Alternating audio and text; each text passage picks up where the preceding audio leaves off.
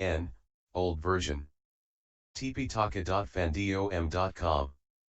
1.3, Ambattha Sutta, DN3, the setting. I1. Thus have I heard. The Blessed One, when once on a tour through the Kosala country with a great company of the brethren, with about 500 brethren, arrived at a Brahmin village in Kosala named Ikanankala, and while there he stayed in the Ikanankala wood. Now at that time the Brahmin Pakharasati was dwelling at Ukatha, a spot teeming with life, with much grassland and woodland and corn, on a royal domain, granted him by King Pasenadi of Kosala as a royal gift, with power over it as if he were the king. To now the Brahmin Pakharasati heard the news, they say that the Samana Gotama, of the Sakya clan, who went out from a Sakya family to adopt the religious life, has now arrived, with a great company of the brethren of his order, at Ikanankala, and is staying there in the Ikanankala wood. Now regarding that venerable Gotama, such is the high reputation that has been noised abroad. That Blessed One is an Arahat, a fully awakened one, abounding in wisdom and goodness, happy, with knowledge of the worlds, unsurpassed as a guide to mortals willing to be led, a teacher for gods and men, a blessed one, a Buddha. He, by himself, thoroughly knows and sees, as it were, face to face this universe including the worlds above of the gods, the Brahmas and the Maras, and the world below with its recluses and Brahmans, its princes and peoples. And having known it, he makes his knowledge known to others. The truth, lovely in its origin, lovely in its progress, lovely in its consummation, doth he proclaim, both in the spirit and in the letter, the higher life doth he make known, in all its fullness and in all its purity. And good is it to pay visits to arahats like that. 3. Now at that time a young Brahmin, an Ambattha, was a pupil under Pakharasati the Brahmin. And he was a repeater, of the sacred words, knowing the mystic verses by heart. 1. Who had mastered the 3 Vedas, with the indices, the ritual, the phonology, and the exegesis, as a 4th, and the legends as a 5th. Learned in the idioms and the grammar, versed in Lokayata sophistry, and in the theory of the signs on the body of a great man. So recognized an authority in the system of the threefold Vedic knowledge as expounded by his master, that he could say of him, what I know that you know, and what you know that I know. 4. And Pakharasati told Ambattha the news, and said, Come now, dear Ambattha, go to the Samana Gotama, and find out whether the reputation so noised abroad regarding him is in accord with the facts or not, whether the Samana Gotama is such as they say or not. 5. But how, sir, shall I know whether that is so or not? There have been handed down, Ambattha, in our mystic verses 32 bodily signs of a great man. Signs which, if a man has, he will become one of 2 things, and no other. If he dwells at home he will become a sovereign of the world, a righteous king, bearing rule even to the shores of the 4 great oceans, a conqueror, the protector of his people, possessor of the 7 royal treasures.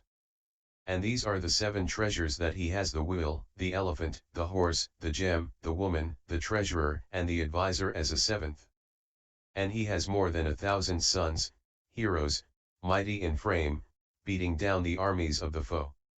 And he dwells in complete ascendancy over the wide earth from sea to sea, ruling it in righteousness without the need of baton or of sword.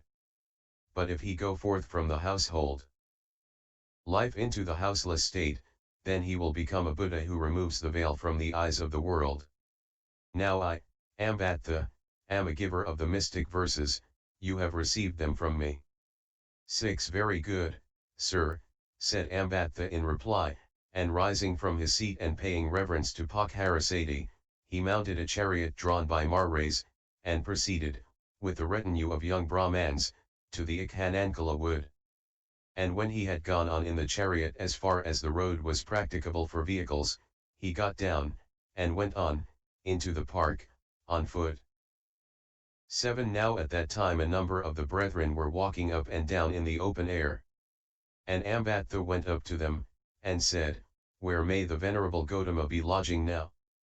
We have come hither to call upon him. 8. Then the brethren thought, this young Brahman Ambattha is of distinguished family, and a pupil of the distinguished Brahman Pakharasati. The Blessed One will not find it difficult to hold conversation with such.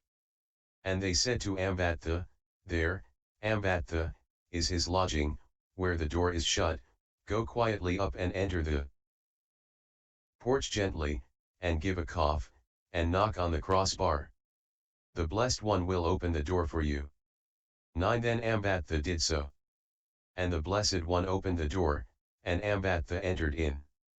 And the other young Brahmans also went in, and they exchanged with the Blessed One the greetings and compliments of politeness and courtesy, and took their seats. But Ambattha, walking about, said something or other of a civil kind in an offhand way, fidgeting about the while, or standing up, to the Blessed One sitting there. 10. And the Blessed One said to him, is that the way, Ambattha, that you would hold converse with aged teachers, and teachers of your teachers well stricken in years, as you now do, moving about the while or standing, with me thus seated? 11. Certainly not, Gotama. It is proper to speak with a Brahman as one goes along only when the Brahman himself is walking, and standing to a Brahman who stands, and seated to a Brahman who has taken his seat, or reclining to a Brahman who reclines. But with shavelings, sham friars, menial black fellows, the offscouring of our kinsmen's heels one dash with them I would talk as I now do to you. But you must have been wanting something, Ambattha, when you came here. Turn your thoughts rather to the object you had in view when you came. This young Brahman Ambattha is ill-bred, though he prides himself on his culture. What can this come from except from want of training? 12. Then Ambattha was displeased and angry with the Blessed One at being called rude, and at the thought that the Blessed One was vexed with him, he said, scoffing, jeering, and sneering at the Blessed One, rough is the Sakya breed of yours, Gotama, and rude, touchy is the Sakya breed of yours and violent. Menials, mere menials, they neither venerate, nor value, nor esteem, nor give gifts to, nor pay honor to Brahmans. That, Gotama, is neither fitting, nor is it seemly. Thus did the young Brahman Ambattha for the first time charge the Sakyas with being menials. 13. But in what then, Ambattha, have the Sakyas given you offense? Once, Gotama, I had to go to Kapilavatthu on some business or other of Pakharasatis, and went into the Sakyas Congress Hall. Now at that time there were a number of Sakyas, old and young, seated in the hall on grand seats, making merry and joking together, nudging one another with their fingers, and for a truth, methinks, it was I myself that was the subject of their jokes, and not one of them even offered me a seat. That, Gotama, is neither fitting, nor is it seemly, that the Sakyas, menials as they are, mere menials, should neither venerate, nor value, nor esteem, nor give gifts to, nor pay honor to Brahmans. Thus did the young Brahman Ambattha for the second time charge the Sakyas with being menials. 14. Why a quail, Ambattha, little hen bird though she be, can say what she likes in her own nest. And there the Sakyas are at their own home, in Kapilavatthu. It is not fitting for you to take offense at so trifling a thing. 15. There are these four grades, Gotama the nobles, the Brahmans, the tradesfolk, and the work people. And of these four, 3 the nobles, the tradesfolk, and the work people are, verily, but attendants on the Brahmans. So, Gotama, that is neither fitting, nor is it seemly, that the Sakyas, menials as they are, mere menials, should neither venerate, nor value, nor esteem, nor give gifts to, nor pay honor to the Brahmans. Thus did the young Brahman Ambattha for the third time charge the Sakyas with being menials. 16. Then the Blessed One thought thus, this Ambattha is very set on humbling the Sakyas with his charge of servile origin. What if I were to ask him as to his own lineage? And he said to him, and what family do you then, Ambattha, belong to? I am a Kanhayana. Yes, but if one were to follow up your ancient name and lineage, Ambattha, on the father's and the mother's side, it would appear that the Sakyas were once your masters, and that you are the offspring of one of their slave girls. But the Sakyas trace their line back to Okaka the king.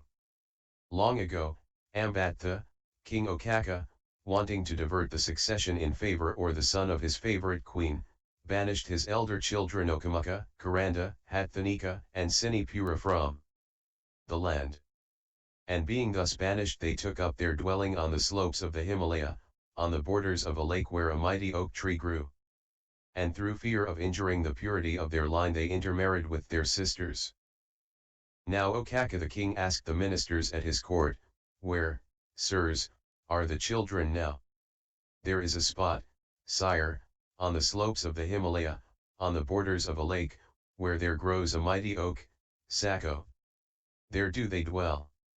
And lest they should injure the purity of their line they have married their own, Sakahi, sisters." Then did Okaka the king burst forth in admiration, "Hearts of oak, Sakya, are those young fellows. Right well they hold their own, Paramasakya. That is the reason, Ambattha, why they are known as Sakyas." Now Okaka had a slave girl called Disa. She gave birth to a black baby. And no sooner was it born than the little black thing said, "Wash me, mother. Bathe me, mother. Set me free, mother, of this dirt. So shall I be of use to you." Now just as now, Ambattha, people call devils devils, so then they called devils black fellows, can he? And they said, "This fellow spoke as soon as he was born. 'Tis a black thing, Kanha, that is born, a devil has been born." And that is the origin. Ambattha, of the Kanhayanas s. He was the ancestor of the Kanhayanas. And thus is it, Ambattha, that if one were to follow up your ancient name and lineage, on the father's and on the mother's side, it would appear that the Sakyas were once your masters, and that you are the offspring of one of their slave girls. 17 When he had thus spoken, the young Brahman said to the Blessed One, "Let not the venerable Gotama humble Ambattha too sternly with this reproach of being descended from a slave girl. He is well born, Gotama, and of good family, he is versed in the sacred hymns, an able reciter, a learned man. And he is able to give answer to the venerable Gotama in these matters." 18 Then the Blessed One said to them, "Quite so. If you thought otherwise, then it would be for you to carry on our discussion further. But as you think so, let Ambattha himself speak." 19 We do think so, and we will hold our peace. Ambattha is able to give answer to the venerable Gotama in these matters. 20 Then the Blessed One said to Ambattha the Brahmin, "Then this further question arises, Ambattha, a very reasonable one which, even though unwillingly, you should answer. If you do not give a clear reply, or go off upon another issue, or remain silent, or go away, then your head will split in pieces on the spot. What have you heard, when Brahmans old and well stricken in years, teachers of yours or their teachers, were talking together, as to whence the Kanhayanas draw their origin, and who the ancestor was to whom they trace themselves back?" And when he had thus spoken, Ambattha remained silent. And the Blessed One asked the same question again. And still Ambattha remained silent.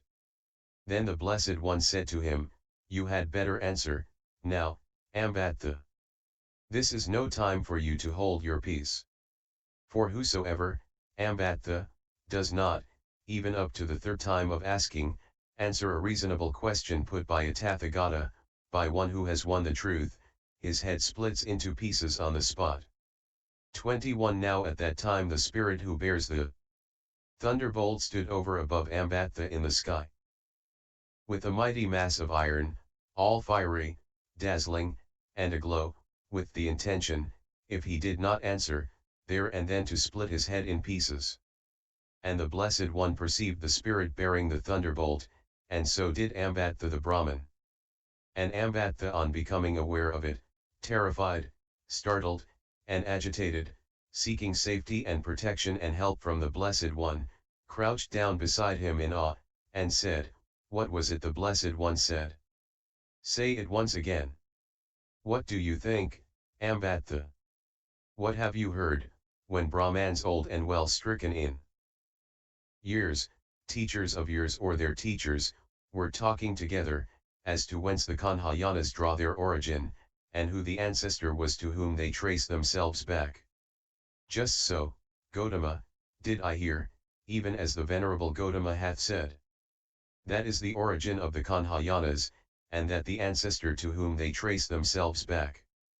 22 And when he had thus spoken, the young Brahmans fell into tumult and uproar and turmoil, and said, "Low-born, they say, is Ambattha the Brahman, his family, they say, is not of good standing, they say he is descended from a slave girl, and the Sakyas were his masters. We did not suppose that the Samana Gotama, whose words are righteousness itself, was not a man to be trusted." 23 And the Blessed One thought, they go too far, these Brahmans, in their depreciation of Ambattha as the offspring of a slave girl. Let me set him free from their reproach. And he said to them, "Be not too severe in disparaging Ambattha the Brahman on the ground of his descent."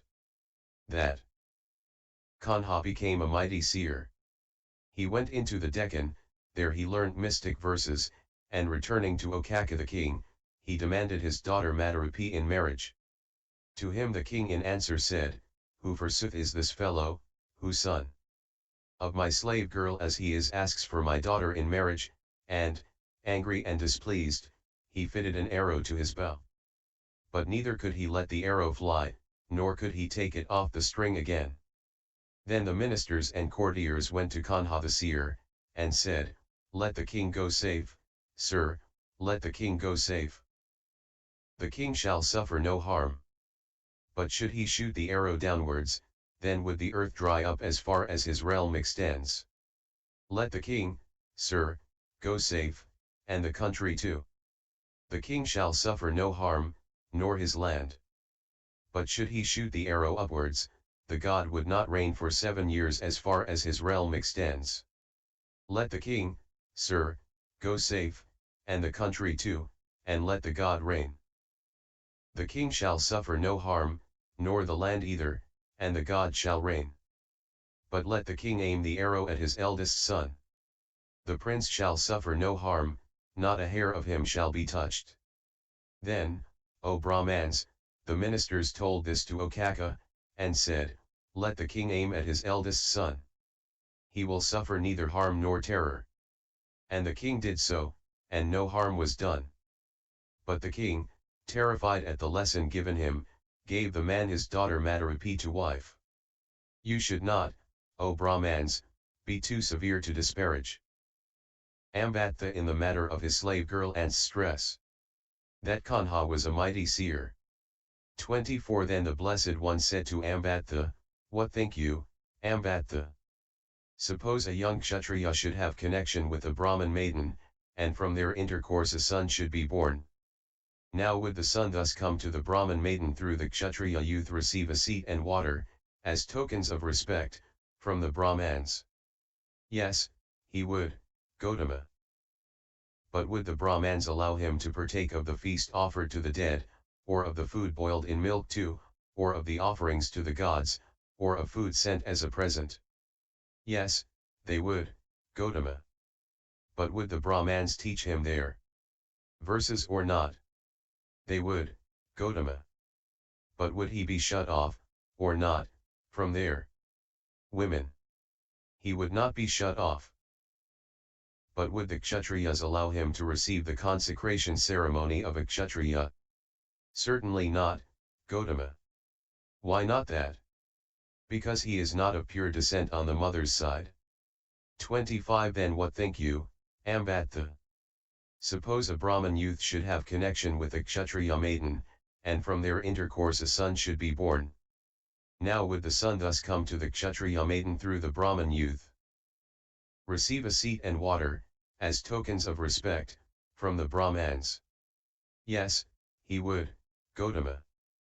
But would the Brahmans allow him to partake of the feast offered to the dead, or of food boiled in milk, or of an offering to the gods, or of food sent as a present.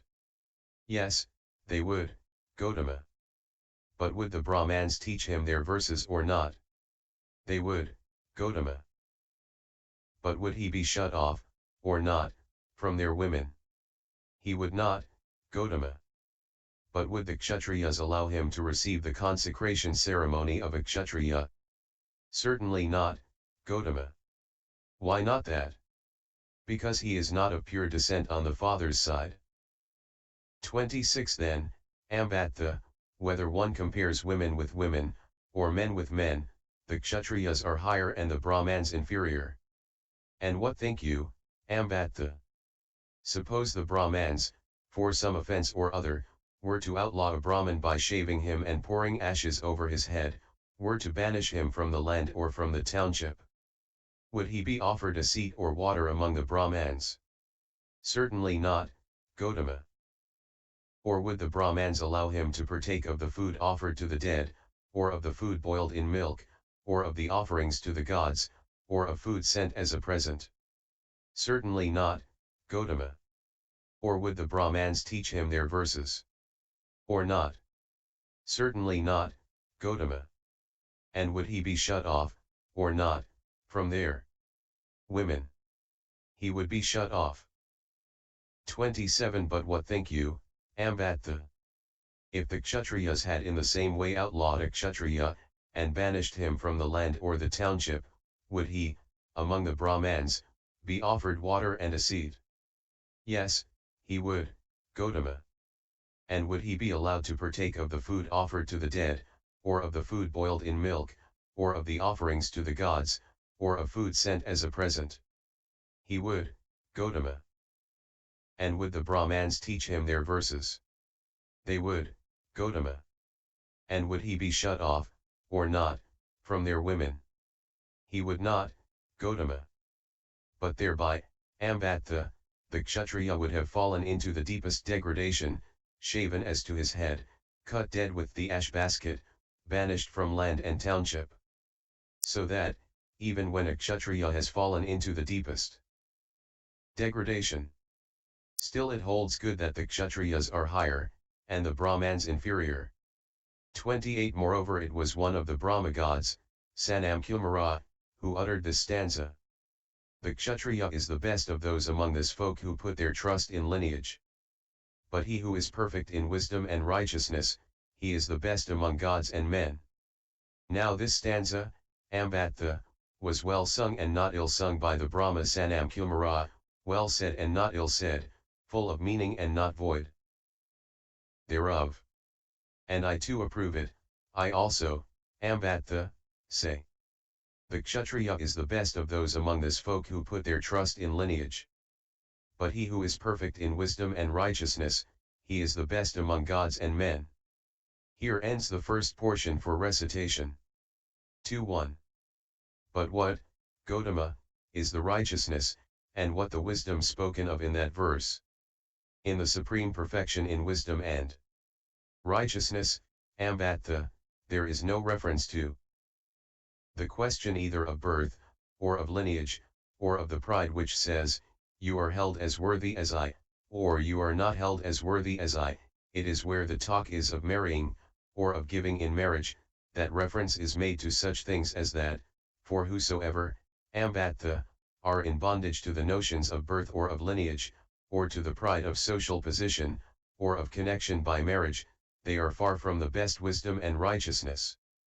It is only by having got rid of all such bondage that one can realize for himself that supreme perfection in wisdom and in conduct.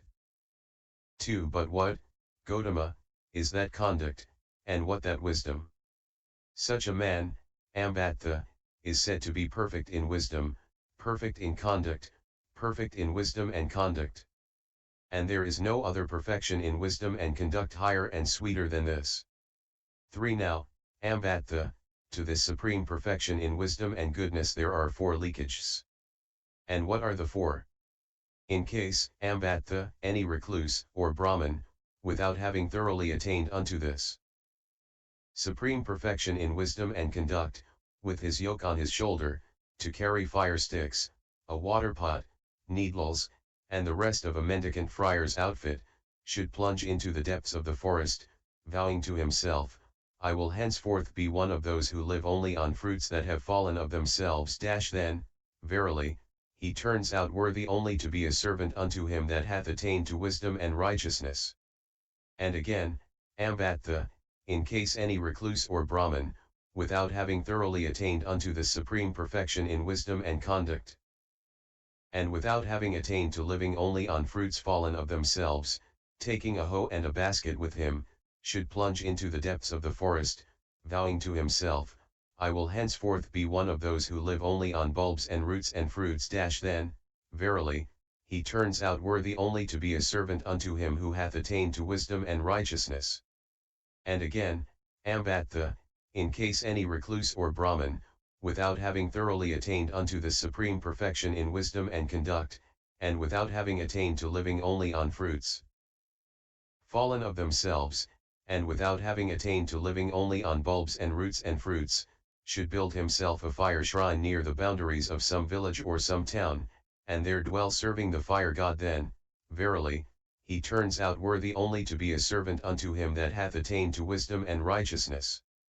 And again, Ambattha, in case any recluse or Brahmin, without having thoroughly attained unto the supreme perfection in wisdom and conduct, and without having attained to living only on fruits fallen of themselves, and without having attained to living only on bulbs and roots and fruits, and without having attained to serving the fire god, should build himself a four-doored almshouse at a crossing where four high roads meet, and dwell there, saying to himself, whosoever, whether recluse or Brahmin, shall pass here, from either of these four directions, him will I entertain according to my ability and according to my power. Then, verily, he turns out worthy only to be a servant unto him who hath attained to wisdom and righteousness. These are the four leakages, Ambattha, to supreme perfection in righteousness and conduct. For now what think you, Ambattha? Have you, as one of a class of pupils under the same teacher, been instructed in the supreme perfection of wisdom and conducts? Not that, Gotama. How little is it that I can profess to have learned? How supreme this perfection of wisdom and conduct! Far is it from me to have been trained therein. Then what think you, Ambattha? Although you have not thoroughly attained unto the supreme perfection of wisdom and goodness, have you been trained to take the yoke upon your shoulders, and plunge into the depths of the forest as one who would fain observe the vow of living only on fruits fallen of themselves? Not even that, Gotama. Then what think you, Ambattha? Although you have not attained unto the supreme perfection of wisdom and goodness, nor have attained to living on fruits fallen of themselves, have you been trained to take hoe and basket, and plunge into the depths of the forest as one who would fain observe the vow of living only on bulbs and roots and fruits? Not even that, Gotama. Then what think you, Ambattha? Although you have not attained unto the supreme perfection of wisdom and goodness, and have not attained to living on fruits fallen of themselves, and have not attained to living on bulbs and roots and fruits, have you been taught to build yourself a fire shrine on the borders of some village or some town, and dwell there as one who would fain serve the fire god? Not even that, Gotama. Then what think you, Ambattha?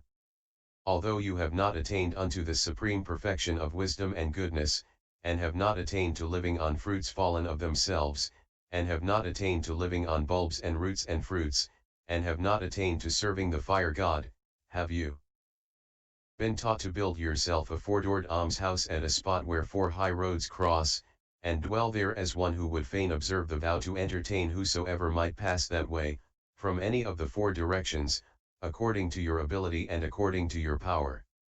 Not even that, Gotama.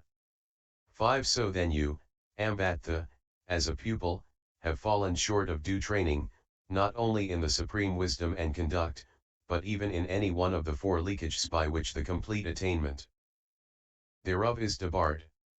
And your teacher too, the Brahman Pakharasati, has told you the saying, who are these shavelings, sham friars, menial black fellows, the offscouring of our kinsmen's heels, that they should claim converse with Brahmans versed in the threefold Vedic lore?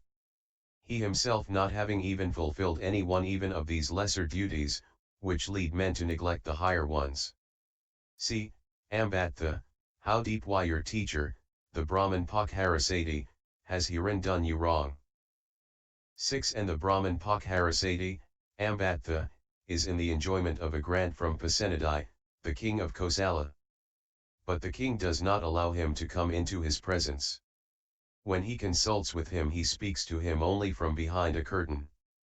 How is it, Ambattha, that the very king, from whom he accepts this pure and lawful maintenance, King Pasenadi of Kosala, does not admit him to his presence?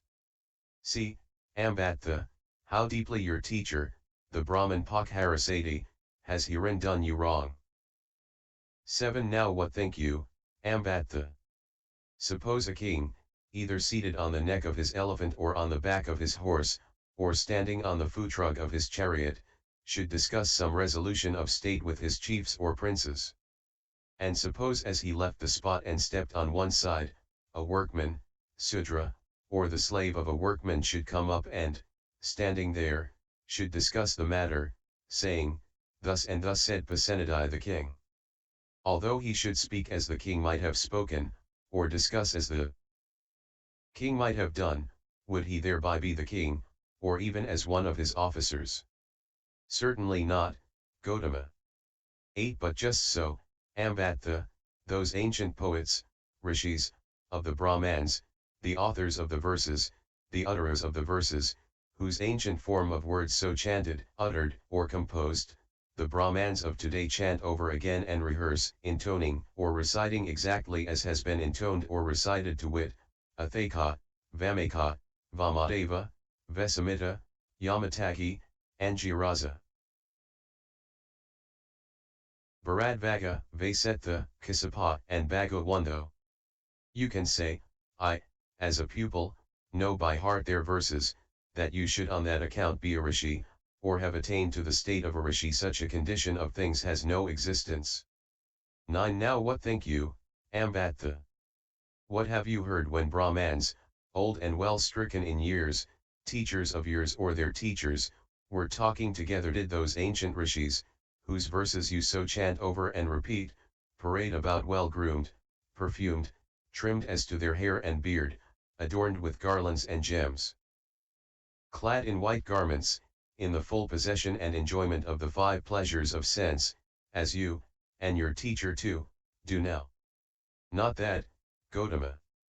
Or did they live, as their food, on boiled rice of the best sorts, from which all the black specks had been sought out and removed, and flavored with sauces and curries of various kinds, as you, and your teacher too, do now? Not that, Gotama. Or were they waited upon by women with fringes and furbelows round their loins, as you, and your teacher too, do now? Or did they go about driving chariots, drawn by mares with plaited manes and tails, using long wands and goads the while, as you, and your teacher too, do now? Not that, Gotama. Or did they have themselves guarded in fortified towns, with moats dug out round them and crossbars let down before the gates, by men girt with long swords, as you, and your teacher too, do now? Not that, Gotama. 10. So then, Ambattha, neither are you a rishi, nor your teacher, nor do you live under the conditions under which the rishis lived.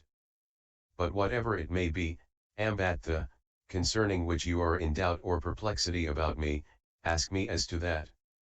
I will make it clear by explanation. 11. Then the Blessed One went forth from his chamber, and began to walk up and down. And Ambattha did the same. And as he thus walked up and down, following the Blessed One, he took stock of the 32 signs of a great man, whether they appeared on the body of the Blessed One or not. And he perceived them all save only 2. With respect to those 2, the concealed member and the extent of tongue, he was in doubt and perplexity, not satisfied, not sure. 12. And the Blessed One knew that he was so in doubt. And he so arranged matters by his wondrous gift that Ambattha the Brahman saw how that part of the Blessed One that ought to be hidden by clothes was enclosed in a sheath. And the Blessed One so bent round his tongue that he touched and stroked both his ears, touched and stroked both his nostrils, and the whole circumference of his forehead he covered with his tongue. And Ambattha, the young Brahmin, thought, the Samana Gotama is endowed with the 32 signs of a great man, with them all, not only with some of them. And he said to the Blessed One, and now, Gotama, we would fain depart. We are busy, and have much to do. Do, Ambattha, what seemeth to you fit. And Ambattha mounted his chariot drawn by Marais, and departed thence. 13 Now at that time the Brahmin Pakharasati had gone forth from Ukatha with a great retinue of Brahmans, and was seated in his own pleasaunce waiting there for Ambattha. And Ambattha came onto the pleasaunce. And when he had come in his chariot as far as the path was practicable for chariots, he descended from it, and came on foot to where Pakharasati was, and saluted him, and took his seat respectfully on one side. And when he was so seated, Pakharasati said to him, 14 Well, Ambattha, did you see the Blessed One?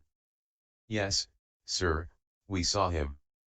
Well, is the Venerable Gotama so as the reputation about him I told you of declares, and not otherwise? Is he such a one, or is he not? He is so, sir, as his reputation declares, and not otherwise. Such is he, not different. And he is endowed with the 32 signs of a great man, with all of them, not only with some. And did you have any talk, Ambattha, with the Samana Gotama? Yes, sir, I had. And how did the talk go? Then Ambattha told the Brahmin Pakharasati all the talk that he had had with the Blessed One. 15 When he had thus spoken, Pakharasati said to him, O, you wiseacre! O, you dullard! O, you expert, forsooth, in our threefold Vedic lore. A man, they say, who should carry out his business thus, must, on the dissolution of the body, after death, be reborn into some dismal state of misery and woe. What could the very points you pressed in your insolent words lead up to, if not to the very disclosures the Venerable Gotama made? What a wiseacre, what a dullard, what an expert, forsooth, in our threefold Vedic lore. And angry and displeased, he struck out with his foot, and rolled Ambattha over. And he wanted, there and then, himself, to go and call on the Blessed One. 16 But the Brahmans there spake thus to Pakharasati, it is much too late, sir, today to go to call on the Samana Gotama. The Venerable Pakharasati can do so tomorrow. So Pakharasati had sweet food, both hard and soft, made ready at his own house, and taken on wagons, by the light of blazing torches, out to Ukatha. And he himself went on to the Akanankala wood, driving in his chariot as far as the road was practicable for vehicles, and then going on foot, to where the Blessed One was. And when he had exchanged with the Blessed One the greetings and compliments of politeness and courtesy, he took his seat on one side, and said to the Blessed One, 17 Has our pupil, Gotama, the young Brahmin Ambattha, been here? Yes, Brahmin, he has. And did you, Gotama, have any talk with him? Yes, Brahmin, I had. And on what wise was the talk that you had with him? 18 Then the Blessed One told the Brahmin Pakharasati all the talk that had taken place. And when he had thus spoken, Pakharasati said to the Blessed One, he is young and foolish, Gotama, that young Brahmin Ambattha. Forgive him, Gotama. Let him be quite happy, Brahmin, that young Brahmin Ambattha. 19 And the Brahmin Pakharasati took stock, on the body of the Blessed One, of the 32 marks of a great being. And he saw them all plainly, save only 2. As to 2 of them, the sheath-concealed member and the extensive tongue, he was still in doubt and undecided. But the Blessed One showed them to Pakharasati, even as he had shown them to Ambattha One. And Pakharasati perceived that the Blessed One was endowed with the 32 marks of a great being, with all of them, not only with some. And he said to the Blessed One, may the Venerable Gotama grant me the favor of taking his tomorrow's meal with me, and also the members of the order with him. And the Blessed One accepted, by silence, his request. 20 Then the Brahmin Pakharasati, seeing that the Blessed One had accepted, had, on the morrow, the time announced to him, it is time, O Gotama, the meal is ready.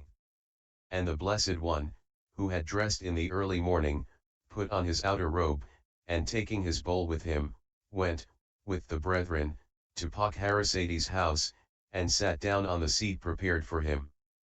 And Pakharasati, the Brahmin, satisfied the Blessed One, with his own hand, with sweet food, both hard and soft, until he refused any more, and the young Brahmans the members of the order. And when the Blessed One had finished his meal, and cleansed the bowl and his hands, Pakharasati took a low seat, and sat down beside him.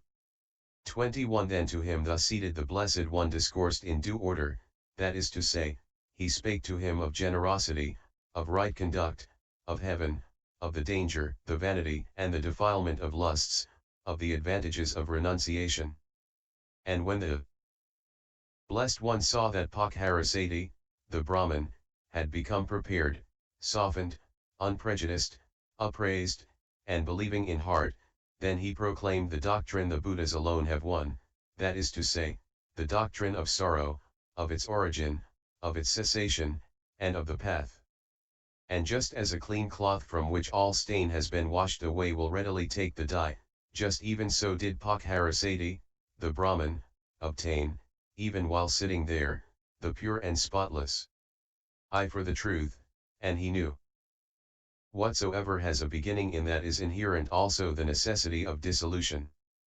22 And then the Brahmin Pakharasati, as one who had seen the truth, had mastered it, understood it, dived deep down into it, who had passed beyond doubt and put away perplexity and gained full confidence, who had become dependent on no other man for his knowledge of the teaching of the Master, addressed the Blessed One, and said, Most excellent, O Gotama, are the words of thy mouth, most excellent.